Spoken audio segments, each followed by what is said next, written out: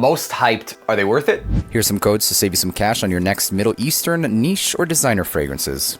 What's going on, guys? My name is Neeb. Welcome back to AROMATIX. Today we're going to be talking about some of the most hyped fragrances on the market in some time, actually in a long time. Some of these are pretty old and some of them are relatively new and got a lot of traction pretty fast. Before we get started, hit that subscribe button and the like, and let's just kickstart things off with something that's known in the community. And this is called Lattafa's Essa. And that got a lot of traction, a lot of hype, and for a pretty good reason. For around $25 or less, came up to about $35 at one point. I think it was definitely worth the hype for sure.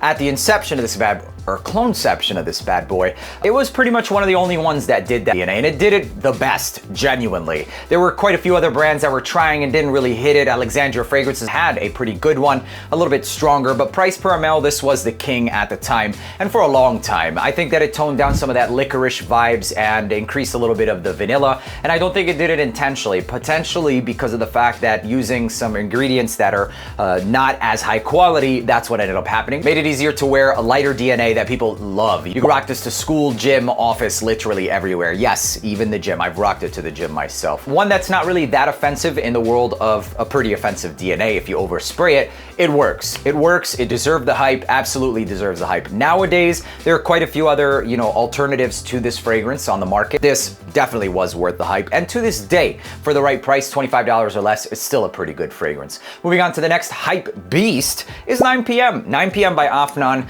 is one that got a lot of hype, and because of a very similar reason. It was one of the first to do this at the quality that it did. It is probably one of the best ones on the market today. There's quite a few other ones that stemmed off or tried to do the same thing, but this is one of the longer lasting ones, etc. Nowadays, there's a lot more competition, and there might be a few on the market today that also give it, a run for its money, and we'll be talking about that. And if you don't want to miss those videos, make sure to subscribe now as well, and we'll be talking about all of those, all the new releases, etc. The facts, 9 p.m. Yes, it was absolutely worth the hype, and for under $40, it's definitely still worth it to this very day. School, also gym, office, it's safe for literally everywhere, as long as you don't overspray this one because it goes on relatively sweet. I wear sweet fragrances on a daily basis. It's never bothered me, and generally speaking, it comes down to what you like. I like sweet. I have no problem rocking it. I've rocked it everywhere, and it's been just fine. Moving on to the next one is also Lattafa. It's called Khamra. Got a lot of hype.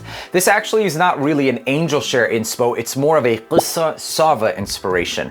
Boozy, it's a bit more spicy, and it has an inclusion of dates. So the scent profile is off from angel share quite a bit, actually. It's not going to be as rich, not as like mandarin heavy and that cognac richness, the ambery nature of the fragrance. But nevertheless, it got a lot of hype and people recognize it as that, and I mean, that's all that matters. It's a great fragrance that definitely deserves a hype. I hyped this one too, genuinely. When I first got this, I fell in love with it. It got me so many compliments. So many people bought it off of just smelling me. So yes, definitely worth the hype, and to this very day, still a great fragrance. Sweet, flirty, seductive. It smells like apple pie. So if you like those candle style vibes, you're going to love this one. Don't let that candle relation draw you off from it because it smells like something that I wear. I wouldn't wear just a cheap candle scent, no, but it does tread into like those style fragrance. Will kind of remind you of more gourmand-esque sweet candles, basically. Moving on to the next one is another Lattafa. This is called Bad El Oud Amethyst. This is one that I did not enjoy when I first had it. Jammy rose with a lot of incense and peppers, and honestly, this has gotten a lot better with time. Initially, I could not tolerate even spraying this, but now I smell it, and it actually smells pretty good. I mean, it's not my favorite thing in the world, and I think it got a lot of hype. I didn't understand the hype behind this one, but I can kind of see it now. It's rich, it's strong, it's very rosy, incensey, and I mean, you get a lot for what you pay for. I don't know if it was worthy of hype, but it was definitely something worth talking about at the very least. So not bad. Is it something that I would recommend nowadays?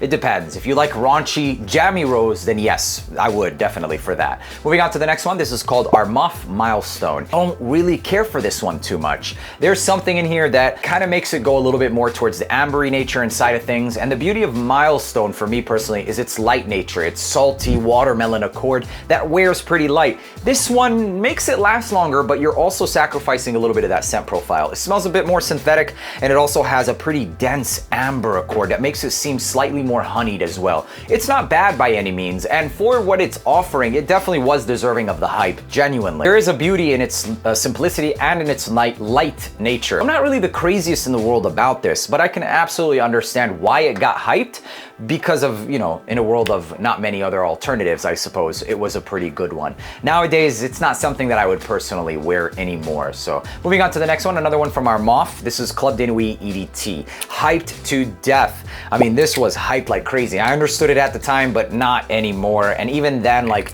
it's a bit too synthetic, and I mean very synthetic. However, I will say that the Club de Nuit Eau de Parfum is phenomenal. It genuinely is. They use lemon, ambroxan, it's a lot stronger, more in your face, and that's consistent for all of them. However, I will say that the although they use lemon instead of pineapple blackcurrant, it recreates the accord of pineapple. So Club de Nuit, if you're looking for the one, Eau de Parfum is the better one to go with. The EDT, I would highly suggest staying away from it. It actually got me a lot of bad compliments, or bad comments more than anything, but the limited edition and the Eau de Parfum are great alternatives to this one in itself. Moving on to the next one, this is called Ghost Spectre by Fragrance World. Ginger, ambroxan, and vanilla, and it smells pretty unisex to my nose as well. Definitely deserved the hype. It sold out so damn quick, and it actually might still be pretty hard to find. Ambroxan, ginger, it's not something that you're used to. It's a very vanilla forward, zingy style fragrance, very contrasting, in your face, and attention grabbing. If you're looking for vanilla cheap to grab, that's the one to grab for sure. It projects, it smells amazing, and also ladies, you can rock it as well. For under 50 bucks, it's a great pickup and absolutely worthy of the hype. Moving on to the next one, this is called After Effect by Fragrance World. Spicier, so you have to enjoy the spicy aspect of the fragrance. It still has that booze, it still has the richness, the rum, etc., which it in itself is slightly spiced. Phenomenal, absolutely hype worthy, and for me, I get easily 10 plus hours. This is a list of hype worthy cheapies and whether or not they were. Genuinely is. Moving on to the next one is a relatively new hype. It's called Pinus White, and yes, this is absolutely worthy of the hype. It has a lot of that apricot, the watery notes, the cologne, etc. Smells like you're on a yacht, man. It smells like $1,000,000. If you like those freshies that transport you onto a vacation, this is the one to grab. And I think that between the black and the white is a must-have. If you want summer vibes, this is the one. It places me in more expensive territory of fragrances that I personally have paid over $200 for, genuinely. In terms of the longevity, don't expect anything more than 6-7 hours. It's unrealistic with this type of scent profile, but even then, phenomenal stuff. The last one on this list is F.A. Pear's The Shadow Extrait de Parfum. Love this stuff. It lasts all day, smells like that oud, saffron, rose, raspberry, and that incense and birch. Smells like $1,000,000. You like oud?